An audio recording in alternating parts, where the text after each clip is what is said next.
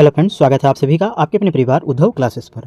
आज के इस सेशन में देखेंगे हम लोग बिहार पुलिस भर्ती 2025 से संबंधित टॉप 50 क्वेश्चंस। ये टॉप 50 क्वेश्चंस का जो हमारा प्रैक्टिस सेट होगा फ्रेंड्स, आपके जीके जीएस का क्वेश्चंस होगा, जिनमें हमारा एपिसोड जो होगा यानी प्रैक्टिस सेट होगा 14वां होगा। इससे पहले ऑलरेडी हमारा 13 तक बन चुका है और उसका प्लेलिस्ट आपके लिए बन चुका है। तो आप कोशिश कीजिए फ्रेंड्स उस सेशन का जरूर अध्ययन कर लीजिएगा, क्योंकि फ्रेंड्स आपके जो टॉप 50 क्वेश्चन का प्रैक्टिस सेट लेके आया जो गया है आपके एग्जाम पैटर्न पर आधारित, बिल्कुल एग्जाम जैसा ही क्वेश्चंस बनाए गए हैं एग्जाम्स के लेवल के। जैसे कि आपको उसमें साइंस से संबंधित जीके, हिस्ट्री से संबंधित जीके, पॉलिटी से संबंधित, इकोनॉमिक्स से संबंधित, ज्योग्राफी से संबंधित आपके क्वेश्चंस बनाए गए हैं। तो उस सेशन को एक बार जरूर अध्ययन कर लीजिएगा। तो चलिए आज के क्वेश्चंस देखते हैं। फर्स्ट क्वेश्चन से फर्स्ट क्वेश्चन क्या है हमारा, किस नगर में संयुक्त राष्ट्र संघ का मुख्यालय अवस्थित है? किस नगर में संयुक्त राष्ट्र संघ का मुख्यालय अवस्थित है? इसका आंसर कीजिएगा ऑप्शन नंबर सी हो जाएंगे न्यूयॉर्क में। न्यूयॉर्क शहर में जो है आपके संयुक्त राष्ट्र संघ का मुख्यालय अवस्थित है। इनकी स्थापना की अगर बात करें फ्रेंड्स, तो इनकी स्थापना जो हुई थी आपके 24 अक्टूबर 1945 में। याद रखिएगा, आपके संयुक्त राष्ट्र संघ की स्थापना से रिलेटेड एग्जाम पे क्वेश्चन पूछे जाते हैं, तो ध्यान रखिएगा संयुक्त राष्ट्र संघ की स्थापना हुई थी आपके 1945 में। और इनकी जो कार्यकारी भाषा है फ्रेंड्स, आपके याद रखिएगा आपके दो कार्यकारी भाषा है। तो उनमें से जो आपके है एक है अंग्रेजी और दूसरी जो है आपके फ्रेंच, अंग्रेजी और फ्रेंच, जिनमें से आपके ये दो कार्यकारी भाषा है। इनके अलावा भी और अन्य मान्यता प्राप्त भाषा है, उनको भी याद रखिएगा। तो इनमें से जो दो मुख्य भाषा है कार्यकारी भाषा के रूप में, इसको जरूर याद रखिएगा। अगला क्वेश्चन से हमारा, किस आंदोलन के दौरान महात्मा गांधी ने करो या मरो का नारा दिया गया था? Very very important question friends, आपके मॉडर्न हिस्ट्री से रिलेटेड क्वेश्चन है। तो ध्यान रखिएगा, करो या मरो का नारा गांधी जी के द्वारा किस आंदोलन में दिया गया था? तो आपके भारत छोड़ो आंदोलन में यह नारा दिया गया था। और यह भारत छोड़ो आंदोलन की शुरुआत कब होती है? ये भी याद रखिएगा 8 अगस्त 1942 ईस्वी में जो है आपके भारत छोड़ो आंदोलन की शुरुआत होती है। और इसी समय गांधी जी के द्वारा करो या मरो का आंदोलन का नारा दिया जाता है।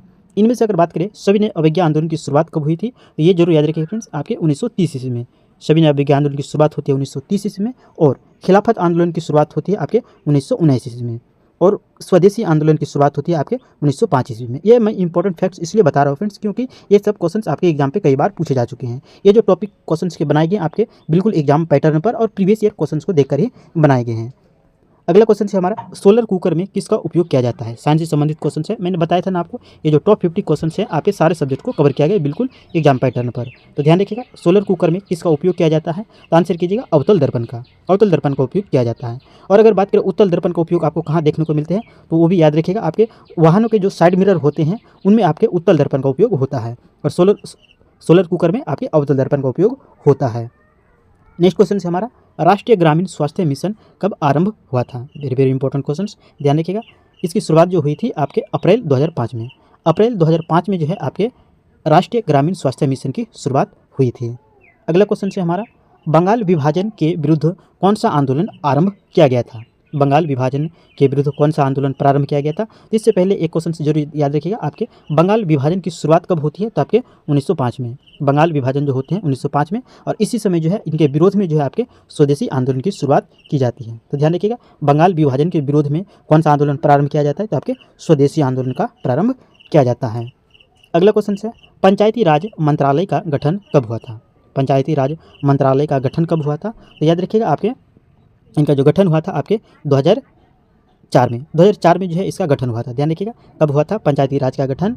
आपके 2004 में इसका गठन हुआ था। और अगर बात करें फ्रेंड्स कि पंचायतों का उल्लेख कितना में है, यानी संविधान के किस अनुसूची में है, तो वो अनुसूची याद रखिएगा, आपके अनुसूची 9वीं अनुसूची में। पंचायतों का उल्लेख जो है आपके किस अनुसूची में है? तो 9वीं अनुसूची में इसका उल्लेख किया गया है। फ्रेंड्स, आप हमारे इन टॉप 50 क्वेश्चंस में से जिन जिन क्वेश्चंस के राइट आंसर कर पाते हैं, आप इनका जवाब आप हमें कमेंट बॉक्स पर जरूर बताइएगा। और सेशन के एंड में जो है आपके स्कोर कितना आता है, इनका भी आप जरूर याद करके जरूर बताइएगा, आपके कितने नंबर आ रहे हैं। अगला क्वेश्चन है हमारा, सिर पर सवार रहना मुहावरे का अर्थ क्या है? आपके जो बिहार पुलिस के एग्जाम पे हिंदी से भी क्वेश्चंस आपके पूछे जाएंगे, इसलिए मैंने आपके जो है 2 क्वेश्चन जो आपके हिंदी से सब्जेक्ट से रिलेटेड रखा है। इनमें से आपके क्वेश्चन है, सिर पर सवार होना मुहावरे का अर्थ क्या है? तो आंसर हो जाएंगे आपके पीछे पड़ना। पीछे पड़ना इसके करेक्ट आंसर हो जाएंगे। अगला क्वेश्चन है, यदि किसी वस्तु का वेग दुगुना कर दिया जाए तो इसकी गतिज ऊर्जा क्या होगी? साइंस से संबंधित क्वेश्चन है फ्रेंड्स। इनमें से सबसे पहले जानना होगा आपको गतिज ऊर्जा बराबर आपके क्या होते हैं, यानी फॉर्मूला क्या होते हैं। तो काइनेटिक एनर्जी जिसे कहते हैं, तो इनमें से याद रखिएगा ½ v स्क्वायर, ये आपके गतिज ऊर्जा बराबर आपके फॉर्मूला होते हैं। और यहाँ पर बोला गया आपके वेग को 2 गुना किया जाता है, तो ये है आपके वेग। इनमें से क्या करेंगे 2 मल्टीपल करेंगे m से, और वेग को 2 गुना किया जाता है, यानी कि क्या हो जाएंगे आपके 4 हो जाएंगे। तो इस तरह से आपको क्या देखने को मिलेगा, 4 गुनी हो जाएंगे, क्योंकि यहाँ पर जो है आपके वेग का वर्ग किया जा रहा है, इसीलिए आपके आंसर हो जाएंगे ऑप्शन नंबर सी हो जाएंगे, 4 गुनी हो जाएगी।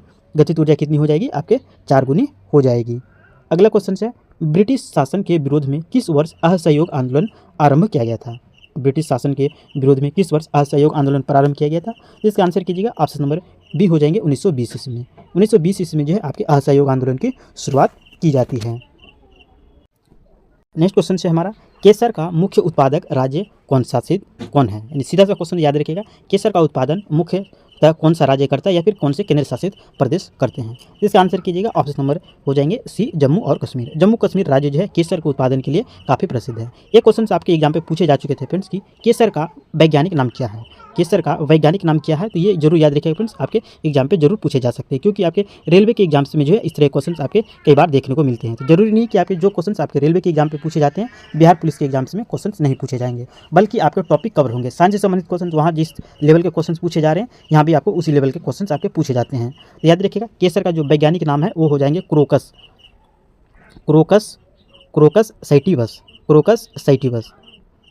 सैटिवस जो है आपके केसर का वैज्ञानिक नाम है। तो ये वैज्ञानिक नाम जरूर याद रखिएगा। अगला क्वेश्चन है हमारा, अशोक स्तंभ कहाँ स्थित है? अशोक स्तंभ कहाँ स्थित है? तो इसका आंसर कीजिएगा, ऑप्शन नंबर ए हो जाएंगे उत्तर प्रदेश में। कहाँ स्थित है? तो आपके उत्तर प्रदेश राज्य में अवस्थित है। उत्तर प्रदेश के किस स्थान पर अवस्थित है तो वो जरूर याद रखिएगा, आपके सारनाथ में। कहाँ स्थित है? सारनाथ में जो है आपके अशोक स्तंभ है। ये क्यों प्रसिद्ध है फ्रेंड्स? तो जो आपके भारत के राष्ट्रीय चिन्ह है, भारत के क्या है आपके राष्ट्रीय चिन्ह है अशोक स्तंभ, इसीलिए यह आपके लिए प्रसिद्ध है। और अगर बात करें अशोक स्तंभ को राष्ट्रीय चिन्ह के रूप में कब अपनाया गया था, यानी कि कब घोषित किया गया था कि अशोक स्तंभ अब से भारत का राष्ट्रीय चिन्ह होगा, तो भी जरूर याद रखिए, आपके 26 जनवरी 1950 ईस्वी को जो है आपके अशोक स्तंभ को भारत का राष्ट्रीय चिन्ह घोषित किया गया था। ये मोस्ट इंपॉर्टेंट डेट है फ्रेंड्स, इसको जरूर याद रखिएगा, आपके डेट के साथ याद रखिएगा 26 जनवरी 1950 को। अगला क्वेश्चन है हमारा, समाज में धन के वितरण की असमानता को कम करने में कौन सा कर सहायक होता है? धन के वितरण की असमानता को कम करने के लिए कौन सा कर सहायक होता है? जिसका आंसर कीजिएगा, ऑप्शन नंबर बी हो जाएंगे प्रगतिशील कर। प्रगतिशील कर जो है आपके धन के वितरण की असमानता को कम करने में सहायक है। अगला क्वेश्चन है, दिल्ली से कोलकाता को कौन सा राजमार्ग जोड़ता है? दिल्ली से कोलकाता को कौन सा राजमार्ग जोड़ता है? इसका आंसर कीजिएगा फ्रेंड्स, आपके ऑप्शन नंबर ई हो जाएंगे, इनमें से कोई नहीं, क्योंकि राष्ट्रीय राजमार्ग जो है आपके दो जो है आपके दिल्ली को और कोलकाता को जोड़ता है। वहीं अगर बात करें कि NH1 किसको किसको जोड़ता है, तो वो जोड़ते हैं आपके दिल्ली से लेकर के पाकिस्तान की सीमा तक आपके NH1 जोड़ते हैं। और NH3 की अगर बात करें तो ये जोड़ते हैं आपके आगरा से, कहाँ से?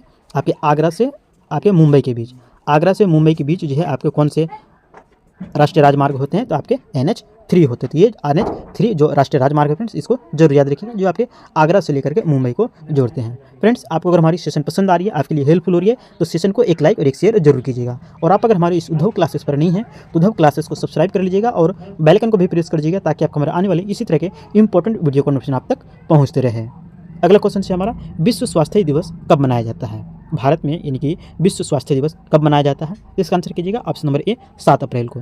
7 अप्रैल को जो है आपके विश्व स्वास्थ्य दिवस मनाया जाता है। और अगर बात करें फ्रेंड्स कि भारत में पहली बार विश्व स्वास्थ्य दिवस कब मनाया गया था, तो आपके 7 अप्रैल 1950 को। 7 अप्रैल 1950 को जो है आपके पहली बार भारत में स्वास्थ्य दिवस मनाया गया था। भारत में पहली बार स्वास्थ्य दिवस कब मनाया गया था? तो आपके 1950 में मनाया गया था। वहीं अगर बात करें फ्रेंड्स, विश्व स्वास्थ्य संगठन की स्थापना कब हुई थी, जिसे WHO कहते हैं।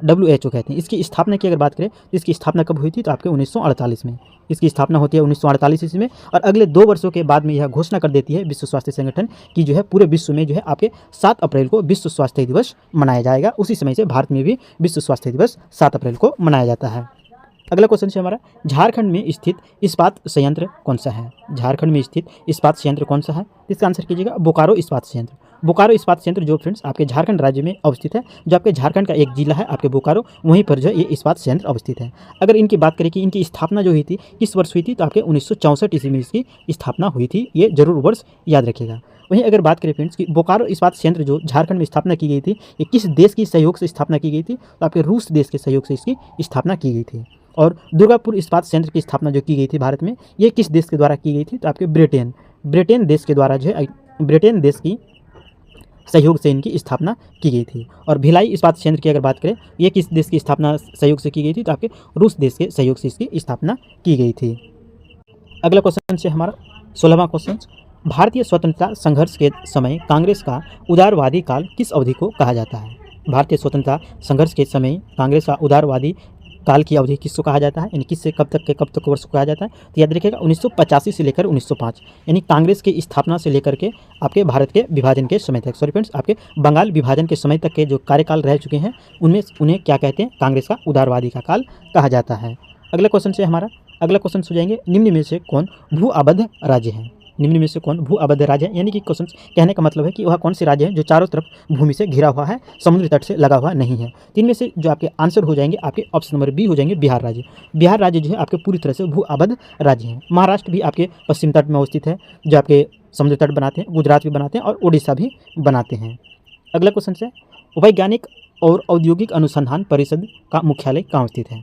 वैज्ञानिक और औद्योगिक अनुसंधान परिषद का मुख्यालय कहाँ स्थित है? इसका आंसर कीजिएगा नई दिल्ली में। कहाँ स्थित है? तो ये नई दिल्ली में अवस्थित है। फ्रेंड्स, आप हमारे इन टॉप 50 क्वेश्चन में से, इन टॉप 30 क्वेश्चन में से कितने क्वेश्चन के राइट आंसर कर पाते हैं, आप हमें अपना स्कोर जो है कमेंट बॉक्स पर जरूर बताइएगा। आपके जो फ्रेंड्स आपके टॉप 30 क्वेश्चन का प्रैक्टिस सेट बनाए गए हैं और आपके जो इंपॉर्टेंट फैक्ट्स बताए जा रहे हैं आपके करीब 20 से 25 के बीच बनाए जाएंगे और इस तरह से आपके जो है प्रत्येक सेशन में आपके 50 क्वेश्चन के करीब कवर हो जाएंगे। तो फ्रेंड्स आप अपना स्कोर जरूर बताइएगा। अगला क्वेश्चन है हमारा रेगुर मिट्टी। रेगुर मिट्टी के नाम से कौन सी मिट्टी को जाना जाता है? इसका आंसर कीजिएगा काली मिट्टी। काली मिट्टी को जो है आपके रेगुर मिट्टी के नाम से जाना जाता है। इनके और अन्य दो नाम है फ्रेंड्स, तो ये दो नाम जरूर याद रखिएगा, जिनमें से काली मिट्टी को और क्या कहते हैं? तो काली कपास की मिट्टी। क्या कहते हैं? काली कपास की मिट्टी भी कहते हैं। ये जरूर याद रखिएगा फ्रेंड्स, कई बार एग्जाम पे पूछे जा चुके हैं। काली कपास की मिट्टी। और एक और अन्य नाम है चेनरोजेम। क्या नाम है? तो आपके चेनरोजेम। ये जरूर याद रखिएगा फ्रेंड्स, आपके कई बार एग्जाम पे पूछे जा चुके हैं। चेनरोजेम किस मिट्टी को कहा जाता है? तो काली मिट्टी को कहा जाता है। काली कपास की मिट्टी किसे कहा जाता है? ये भी याद रखिएगा, आपके काली मिट्टी को कहा जाता है। और रेगुर मिट्टी के नाम से किसे जाना जाता है? तो काली मिट्टी को ही नाम से जाना जाता है। आपके एग्जाम में फ्रेंड्स इस तरह क्वेश्चन कई बार पूछे जा चुके हैं, जियोग्राफी से संबंधित क्वेश्चन। अगला क्वेश्चन है, भारत के राज्यों में से कौन सा पेड़ों की जड़ों से बने पुलों के लिए प्रसिद्ध है? ऐसे कौन से राज्य है जिसमें पेड़ों की जड़ों से बने पुलों के लिए प्रसिद्ध है? इसका आंसर कीजिएगा option number B Meghalaya. Meghalaya राज्य जो है आपके पेड़ों की जड़ों से बने पुलों के लिए प्रसिद्ध है। अगला क्वेश्चन है, काबुलीवाला के लेखक कौन है?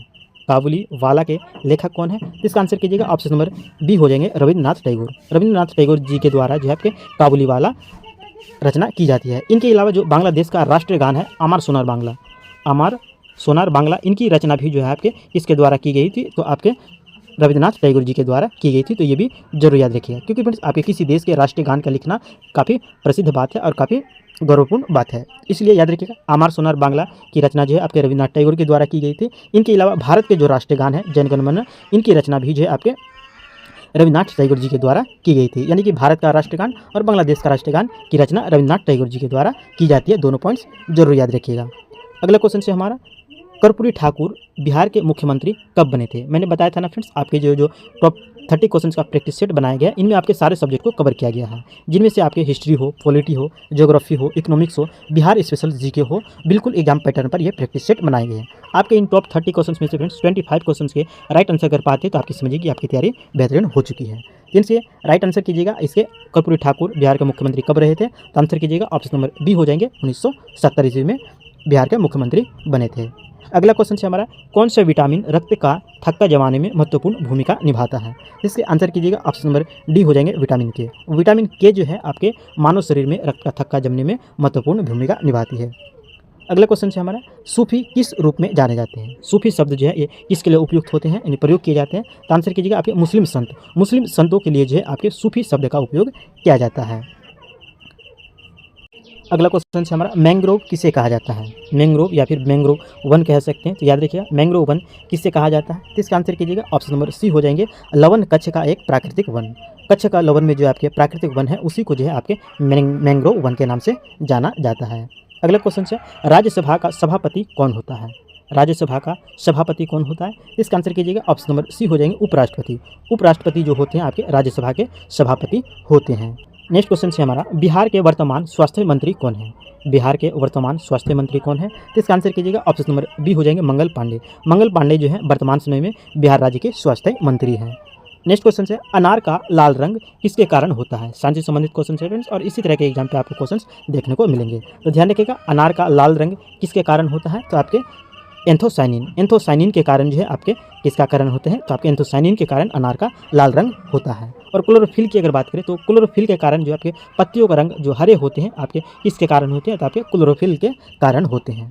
वहीं अगर बात करें कि कैरोटीन के कारण क्या होते हैं, तो आपके गाजर का जो पीला रंग होता है, गाजर का जो पीला रंग होते हैं आपके कैरोटीन के कारण होता है। तो याद रखिएगा गाजर का पीला रंग किसके कारण होता है, तो आपके कैरोटीन के कारण होते हैं। क्लोरोफिल के कारण पत्तियों का रंग हरा होता है और एंथोसाइनिन के कारण जो है आपके अनार का लाल रंग होता है।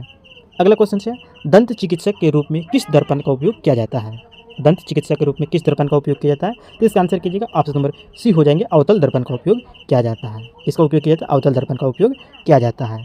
तो फ्रेंड्स आज का ये इंपॉर्टेंट क्वेश्चन का प्रैक्टिस सेट यहीं से समाप्त हुआ और ये क्वेश्चन रहा फ्रेंड्स आपके लिए टेस्ट का क्वेश्चन। इन टेस्ट का क्वेश्चन जो है आप हमें कमेंट बॉक्स पर जवाब जरूर बताइएगा। क्वेश्चन से आपके किस संविधान संशोधन द्वारा वर्ष 2026 तक लोकसभा के सीटों के पुनर्निर्माण पर प्रतिबंध लगा दिया गया है। ये रहे आपके ऑप्शन। इन ऑप्शन में से जो आपके राइट आंसर होंगे आप हमें कमेंट बॉक्स पर जरूर बताइएगा। और फ्रेंड्स आज का ये सेशन आपके लिए हेल्पफुल हुई है, आपको पसंद आई है, प्रश्न क्वालिटी कंटेंट आपको यूजफुल हो रही है, तो सेशन को एक लाइक और एक शेयर जरूर कीजिएगा। और आप अगर हमारे इस उद्धव क्लासेस पर नए हैं तो उद्धव क्लासेस को सब्सक्राइब कीजिएगा और बेल आइकन को भी प्रेस कर दीजिएगा ताकि आपको हमारे आने वाले इसी तरह के इंपॉर्टेंट वीडियो का नोटिफिकेशन आप तक पहुंचते रहे। और फिर मिलते हैं इसी तरह के इंपॉर्टेंट सेशन के साथ नेक्स्ट सेशन में। Thanks for watching.